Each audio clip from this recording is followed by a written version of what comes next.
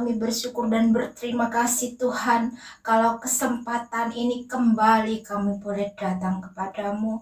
Tuhan, sebentar kami akan membaca, merenungkan firman-Mu.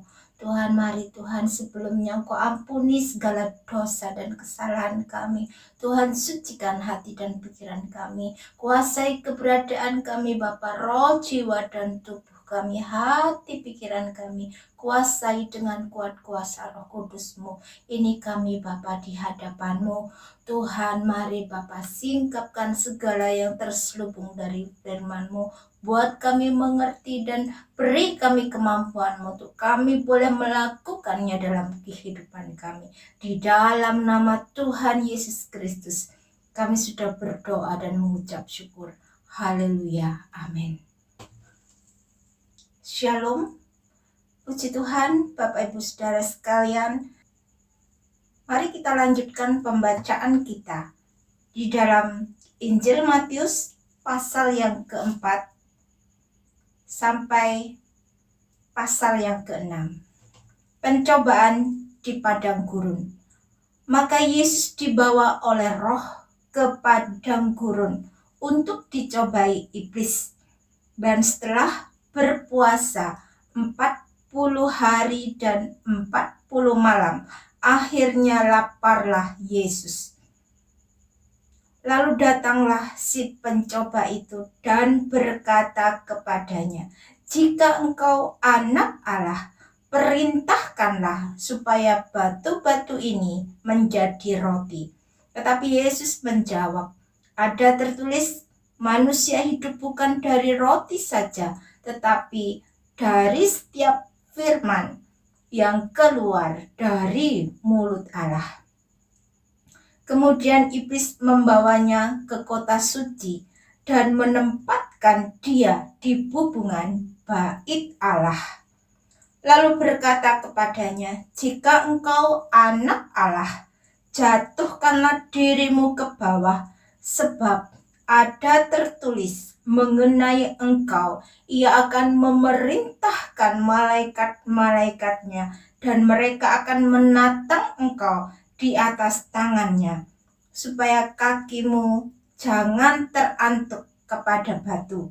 Yesus berkata kepadanya, "Ada pula tertulis, janganlah engkau mencobai Tuhan Allahmu." Dan iblis membawanya pula ke atas gunung yang sangat tinggi dan memperlihatkan kepadanya semua kerajaan dunia dengan kemegahannya, dan berkata kepadanya, "Semua itu akan kuberikan kepadamu jika engkau sujud menyembah aku." Maka berkatalah Yesus kepadanya, "Enyahlah iblis, sebab ada tertulis, engkau harus menyembah Tuhan Allahmu, dan hanya kepada Dia sajalah engkau berbakti." Lalu iblis meninggalkan dia, dan lihatlah malaikat-malaikat datang melayani Yesus. Yesus tampil di Galilea. Tetapi waktu Yesus mendengar bahwa Yohanes telah ditangkap, menyingkirlah ia ke Galilea. Ia meninggalkan Nazaret dan diam di Kapernaum, di tepi danau, di daerah Zebulon dan Naftali, supaya genaplah firman yang disampaikan oleh Nabi Yesaya, "Tanah Zebulon dan tanah Naftali, jalan ke laut, daerah seberang sungai Yordan, Galilea, wilayah bangsa-bangsa lain. Bangsa yang diam dalam kegelapan telah melihat terang yang besar, dan bagi mereka yang diam di negeri yang dinaungi maut telah terbit terang." Sejak waktu itulah Yesus memberitakan, "Bertobatlah, sebab kerajaan sorga sudah dekat." Yesus memanggil murid-murid yang pertama. Dan ketika Yesus sedang berjalan menyusur daerah Galilea, ia melihat dua orang bersaudara, yaitu Simon yang disebut Petrus dan Andreas saudaranya, mereka sedang menebarkan jala di danau, sebab mereka penjala ikan. Yesus berkata kepada mereka, "Mari, ikutlah aku, dan kamu akan kujadikan penjala manusia." Lalu mereka pun segera meninggalkan jalannya dan mengikuti dia. Dan setelah Yesus pergi dari sana, dilihatnya pula dua orang bersaudara, yaitu Yakobus anak Zebedeus dan Yohanes saudaranya, bersama ayah mereka. Zebedeus sedang membereskan jala di dalam perahu. Yesus memanggil mereka dan mereka segera meninggalkan perahu serta ayahnya lalu mengikuti dia. Yesus mengajar dan menyembuhkan banyak orang. Yesus pun berkeliling di seluruh Galilea. Ia mengajar dalam rumah-rumah ibadat dan memberitakan Injil Kerajaan Allah serta melenyapkan segala penyakit dan kelemahan di antara bangsa itu.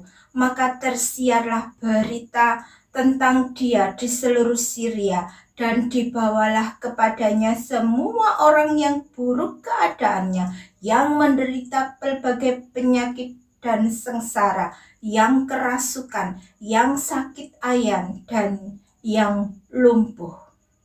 Lalu Yesus menyembuhkan mereka. Maka orang banyak berbondong-bondong mengikuti dia. Mereka datang dari Galilea dan dari Dekapolis, dari Yerusalem, dan dari Yudea, dan dari seberang Yordan. Ucapan bahagia.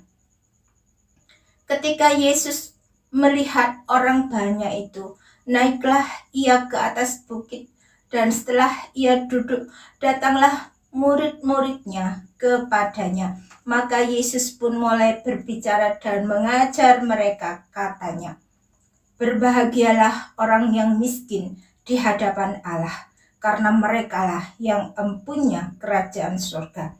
Berbahagialah orang yang berduka cita, karena mereka akan dihibur. Berbahagialah orang yang lemah lembut, karena mereka akan memiliki bumi. Berbahagialah orang yang lapar dan haus akan kebenaran, karena mereka akan dipuaskan. Berbahagialah orang yang murah hatinya, karena mereka akan beroleh kemurahan. Berbahagialah orang yang suci hatinya, karena mereka akan melihat Allah. Berbahagialah orang yang membawa damai, karena mereka akan disebut anak-anak Allah. Berbahagialah orang yang dianiaya oleh sebab kebenaran, karena merekalah yang empunya kerajaan sorga. Berbahagialah kamu jika karena aku kamu dicela dan dianiaya, dan kepadamu difitnahkan segala yang jahat. Bersukacita dan bergembiralah, karena upahmu besar di sorga, sebab demikian juga telah dianiaya nabi-nabi yang sebelum kamu. Garam dunia dan terang dunia. Kamu adalah garam dunia. Jika garam itu menjadi tawar, dengan apakah ia diasinkan? Tidak ada lagi gunanya selain dibuang dan diinjak orang. Kamu adalah terang dunia. Kota yang terletak di atas gunung tidak mungkin tersembunyi. Lagi pula orang tidak menyalakan pelita lalu meletakkannya di bawah gantang, melainkan di atas kaki dian, sehingga menerangi semua orang di dalam rumah itu. Demikianlah hendaknya terangmu bercahaya di depan orang, supaya mereka melihat perbuatanmu yang baik dan memuliakan Bapamu yang di sorga." Yesus dan hukum Taurat.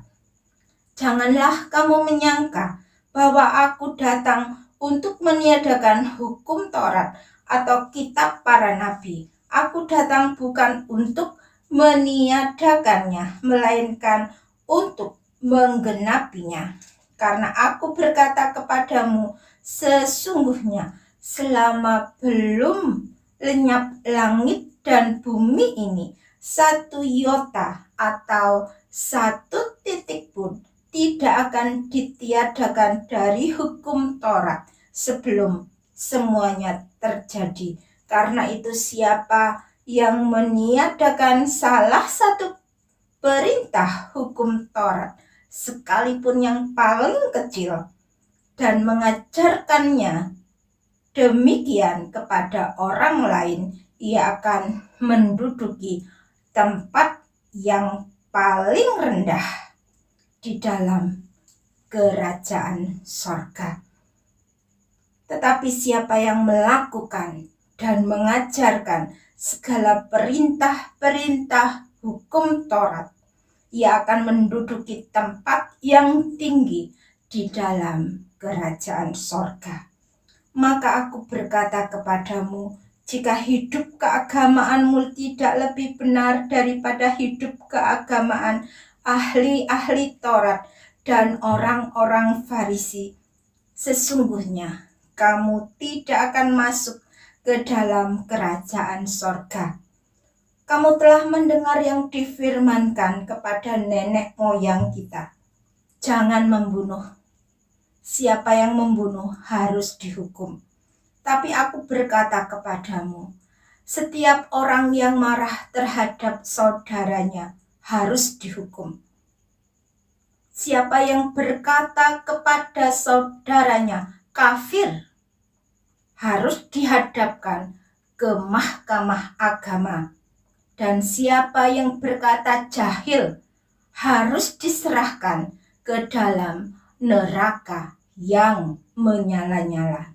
Sebab itu, jika engkau mempersembahkan persembahanmu di atas mezbah dan engkau teringat akan sesuatu yang ada dalam hati saudaramu terhadap engkau, tinggalkanlah persembahanmu di depan mezbah itu dan pergilah berdamai dahulu dengan saudaramu, lalu kembali untuk mempersembahkan persembahanmu itu.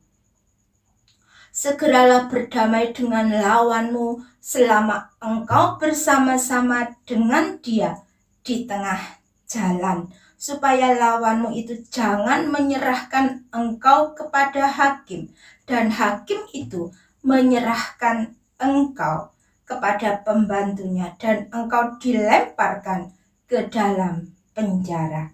Aku berkata kepadamu, sesungguhnya engkau tidak akan keluar dari sana sebelum engkau membayar hutangmu sampai lunas. Kamu telah mendengar firman, jangan berzina. Tapi aku berkata kepadamu, setiap orang yang memandang perempuan serta menginginkannya sudah berzina dengan dia di dalam hatinya. Maka jika matamu yang kanan menyesatkan engkau, cungkilah dan buanglah itu, karena lebih baik bagimu jika satu dari anggota tubuhmu binasa daripada tubuhmu dengan utuh dicampakkan ke dalam neraka. Dan jika tanganmu yang kanan menyesatkan engkau, penggalah dan buanglah itu, karena lebih baik bagimu jika satu dari anggota tubuhmu binasa daripada tubuhmu dengan utuh masuk neraka. Telah difirmankan juga, siapa yang menceraikan istrinya harus memberi surat cerai kepadanya. Tapi aku berkata kepadamu, setiap orang yang menceraikan istrinya, kecuali karena zina, ia menjadikan istrinya berzina. Dan siapa yang kawin dengan perempuan yang diceraikan, ia berbuat zina. Kamu telah mendengar pula yang difirmankan kepada nenek moyang kita, jangan bersumpah palsu, melainkan peganglah sumpahmu di depan Tuhan. Tetapi aku berkata kepadamu, janganlah sekali-kali bersumpah, baik demi langit, karena langit adalah tahta Allah, maupun demi bumi, karena bumi adalah tumpuan kakinya, ataupun demi Yerusalem, karena Yerusalem adalah kota raja besar. janganlah juga engkau bersumpah demi kepalamu, karena engkau tidak berkuasa memutihkan atau menghitamkan sehelai rambut pun. Jika ya, hendaklah kamu katakan ya. Jika tidak, hendaklah kamu katakan tidak. Apa yang lebih daripada itu berasal dari si jahat. Kamu telah mendengar firman, mata ganti mata, dan gigi ganti gigi. Tetapi aku berkata kepadamu, janganlah kamu melawan orang yang berbuat jahat kepadamu. Melainkan siapapun yang menampar pipi kananmu, berilah juga kepadanya pipi kirimu. Dan kepada orang yang hendak mengadukan engkau karena mengingini bajumu, serahkanlah juga jubahmu. Dan siapapun yang memaksa engkau berjalan sejauh 1 mil, berjalanlah bersama dia sejauh 2 mil. Berilah kepada orang yang meminta kepadamu, dan janganlah menolak orang yang mau meminjam daripadamu. Kamu telah mendengar firman, kasihilah sesamamu manusia dan bencilah musuhmu. Tapi aku berkata kepadamu, kasihilah musuhmu dan berdoalah bagi mereka yang menganiaya kamu. Karena dengan demikianlah kamu menjadi anak-anak Bapamu yang di sorga, yang menerbitkan matahari bagi orang yang jahat dan orang yang baik, dan menurunkan hujan bagi orang yang benar dan orang yang tidak benar. Apabila kamu mengasihi orang yang mengasihi kamu, apakah upahmu? Bukankah pemungut cukai juga berbuat demikian? Dan apabila kamu hanya memberi salam kepada saudara-saudaramu saja, apakah lebihnya daripada perbuatan orang lain? Bukankah orang yang tidak mengenal Allah pun berbuat demikian? Karena itu haruslah kamu sempurna, sama seperti Bapamu yang di sorga adalah sempurna. Hal memberi sedekah. Ingatlah, jangan kamu melakukan kewajiban agamamu di hadapan orang, supaya dilihat mereka. Karena jika demikian kamu tidak beroleh upah dari Bapamu yang di sorga. Jadi apabila engkau memberi sedekah, janganlah engkau mencanangkan hal itu seperti yang dilakukan orang munafik di rumah-rumah ibadat dan di lorong-lorong, supaya mereka dipuji orang. Aku berkata kepadamu, sesungguhnya mereka sudah mendapat upahnya. Tetapi jika engkau memberi sedekah, janganlah diketahui tangan kirimu apa yang diperbuat tangan kananmu. Hendaklah sedekahmu itu diberikan dengan tersembunyi, maka Bapamu yang melihat yang tersembunyi akan membalasnya kepadamu. Hal berdoa. Dan apabila kamu berdoa, janganlah berdoa seperti orang munafik. Mereka suka mengucapkan doanya dengan berdiri dalam rumah-rumah ibadat dan pada tikungan-tikungan jalan raya, supaya mereka dilihat orang. Aku berkata kepadamu, sesungguhnya mereka sudah mendapat upahnya. Tetapi jika engkau berdoa, masuklah ke dalam kamarmu, tutuplah pintu, dan berdoalah kepada Bapamu yang ada di tempat tersembunyi. Maka Bapamu yang melihat yang tersembunyi akan membalasnya kepadamu. Lagi pula, dalam doamu itu janganlah kamu bertele-tele seperti kebiasaan orang yang tidak mengenal Allah. Mereka menyangka bahwa karena banyaknya kata-kata doanya akan dikabulkan. Jadi janganlah kamu seperti mereka, karena Bapamu mengetahui apa yang kamu perlukan sebelum kamu minta kepadanya. Karena itu berdoalah demikian. Bapa kami yang di sorga, dikuduskanlah namamu, datanglah kerajaanmu, jadilah kehendakmu di bumi seperti di sorga. Berikanlah kami pada hari ini makanan kami yang secukupnya, dan ampunilah kami akan kesalahan kami, seperti kami juga mengampuni orang yang bersalah kepada kami.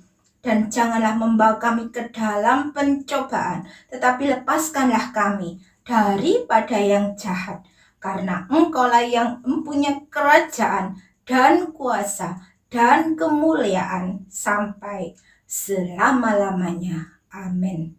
Karena jikalau kamu mengampuni kesalahan orang, Bapamu yang di sorga akan mengampuni kamu juga. Tetapi jikalau kamu tidak mengampuni orang, Bapamu juga tidak akan mengampuni kesalahanmu. Hal berpuasa. Dan apabila kamu berpuasa, janganlah meramu kamu seperti orang munafik. Mereka mengubah air mukanya supaya orang melihat bahwa mereka sedang berpuasa. Aku berkata kepadamu, sesungguhnya mereka sudah mendapat upahnya. Tetapi apabila engkau berpuasa, minyakilah kepalamu dan cucilah mukamu, supaya jangan dilihat oleh orang bahwa engkau sedang berpuasa, melainkan hanya oleh Bapamu yang ada di tempat tersembunyi. Maka Bapamu yang melihat yang tersembunyi akan membalasnya kepadamu. Hal mengumpulkan harta. Janganlah kamu mengumpulkan harta di bumi. Di bumi ngengat dan karat merusakkannya, dan pencuri membongkar serta mencurinya. Tapi kumpulkanlah bagimu harta di sorga. Di sorga ngengat dan karat tidak merusakkannya, dan pencuri tidak membongkar serta mencurinya. Karena di mana hartamu berada, di situ juga hatimu berada. Mata adalah pelita tubuh. Jika matamu baik, teranglah seluruh tubuhmu. Jika matamu jahat, gelaplah seluruh tubuhmu. Jadi jika terang yang ada padamu gelap, betapa gelapnya kegelapan itu. Tak seorang pun dapat mengabdi kepada dua tuan, karena jika demikian ia akan membenci yang seorang dan mengasihi yang lain, atau ia akan setia kepada yang seorang dan tidak mengindahkan yang lain. Kamu tidak dapat mengabdi kepada Allah dan kepada Mamon. Hal kekhawatiran. Karena itu aku berkata kepadamu, janganlah khawatir akan hidupmu, akan apa yang hendak kamu makan atau minum, dan janganlah khawatir pula akan tubuhmu, akan apa yang hendak kamu pakai. Bukankah hidup itu lebih penting daripada makanan, dan tubuh itu lebih penting daripada pakaian? Pandanglah burung-burung di langit yang tidak menabur dan tidak menuai dan tidak mengumpulkan bekal dalam lumbung, namun diberi makan oleh Bapamu yang di sorga. Bukankah kamu jauh melebihi burung-burung itu? Siapakah di antara kamu yang karena kekhawatirannya dapat menambahkan sehasta saja pada jalan hidupnya? Dan mengapa kamu khawatir akan pakaian?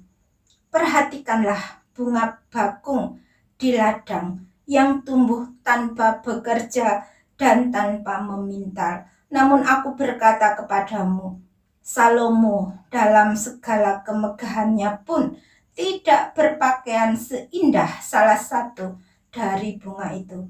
Jadi jika demikian Allah mendandani rumput di ladang yang hari ini ada dan besok dibuang ke dalam api, tidakkah ia akan terlebih lagi mendandani kamu, hai orang yang kurang percaya?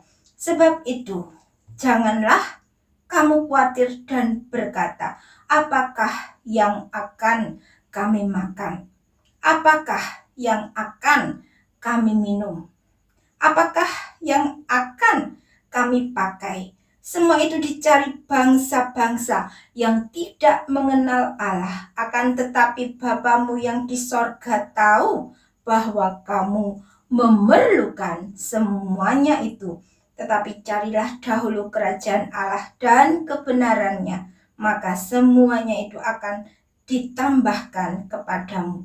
Sebab itu janganlah kamu khawatir akan hari besok, karena hari besok mempunyai kesusahannya sendiri. Kesusahan sehari cukuplah untuk sehari. Puji Tuhan. Pembacaan kita lanjutkan di dalam kitab Mazmur pasal yang kedua. Mazmur pasal yang kedua. Raja yang diurapi Tuhan. Mengapa rusuh bangsa-bangsa? Mengapa suku-suku bangsa mereka-reka perkara yang sia-sia? Raja-raja dunia bersiap-siap dan para pembesar bermufakat bersama-sama melawan Tuhan dan yang diurapinya. Marilah kita memutuskan belenggu-belenggu mereka dan membuang tali-tali mereka daripada kita. Dia yang bersemayam di sorga tertawa. Tuhan mengolok-olok mereka. Maka berkatalah ia kepada mereka dalam murkanya dan mengejutkan mereka dalam kehangatan amarahnya. Akulah yang telah melantik rajaku di Sion, gunungku yang kudus. Aku mau menceritakan tentang ketetapan Tuhan. Ia berkata kepadaku, anakku engkau telah kuperanakkan pada hari ini. Mintalah kepadaku, maka bangsa-bangsa akan kuberikan kepadamu menjadi milik pusakamu, dan ujung bumi menjadi kepunyaanmu. Engkau akan meremukkan mereka dengan gada besi, memecahkan mereka seperti tembikar tukang periuk. Oleh sebab itu, hai raja-raja, bertindaklah bijaksana. Terimalah pengajaran, hai para hakim dunia. Beribadalah kepada Tuhan dengan takut, dan ciumlah kakinya dengan gemetar, supaya ia jangan murka dan kamu binasa di jalan. Sebab mudah sekali murkanya menyala. Berbahagialah semua orang yang berlindung padanya. Amin. Mari kita mengakhiri di dalam doa. Bapa, kami bersyukur dan berterima kasih Tuhan, kami sudah membaca firman-Mu, tanamkan apa yang baik itu dalam hati kami Bapa. Kiranya pengertian-pengertian yang baru yang daripada-Mu Bapa, boleh Tuhan, oh haleluya, kami terima di dalam kehidupan kami. Mari Tuhan berkati kami, kiranya mampukan kami untuk kami boleh melakukan kebenaran firman-Mu dalam kehidupan kami, supaya kami tidak berdosa kepadamu. Terima kasih Bapa, kami menyerahkan segala doa dan permohonan kami ini hanya di dalam nama Tuhan Yesus Kristus yang menjadi Tuhan dan Juru Selamat kami. Kami sudah berdoa dan mengucap syukur. Haleluya, amin. Puji Tuhan, Tuhan Yesus memberkati.